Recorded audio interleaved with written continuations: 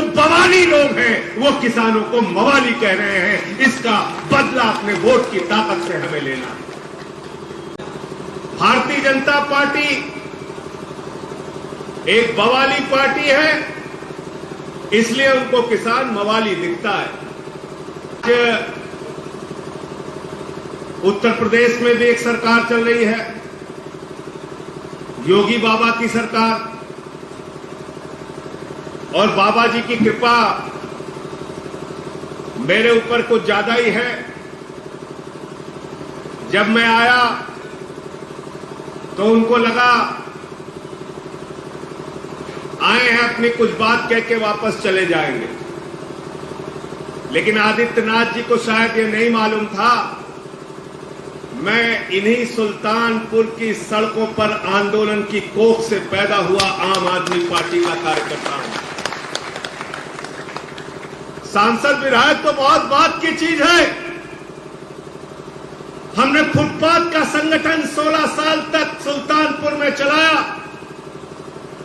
और मैं गर्व के साथ ये बात कहना चाहता हूं, सुल्तानपुर के अपने उन साथियों के साथ, चाहे यहां का डीएम रहा हो, चाहे एसपी रहा हो, चाहे कोतवाल रहा हो, चाहे थानेदार रहा हो, एक आवाज पर जनता का काम करते थे, और काम नहीं करते थे तो आंदोलन के लिए तैयार रहते थे। हम लोग उनके खिलाफ आवाज उठाने को तैयार रहते थे।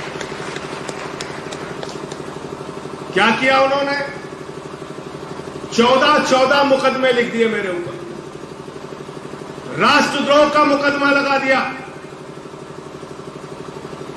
आज देश की संसद में सबसे प्रखरता से, मजबूती से अपनी बात उठाने का काम करता हूं। मैंने पार्लियामेंट में अपने सभापति जी से पूछा कि सभापति जी, अगर आदित्यनाथ की निगाह में मैं राष्ट्रद्रोही हूं तो इस संसद में कैसे हूं? आप तय कर लीजिए, या तो मैं राष्ट्रद्रोही हूं या इस संसद का सदस्य हूं।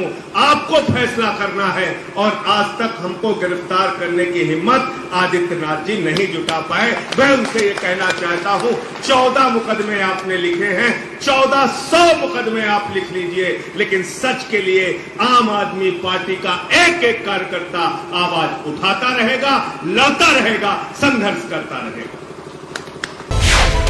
मिलत टाइम्स को आपकी जरूरत है, हमारी आप माली मदद करें।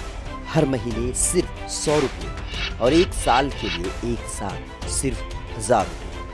रकम भेजने के लिए यहाँ दिए गए फोन पे, गूगल पे और पेटीएम नंबर का इस्तेमाल कर सकते हैं।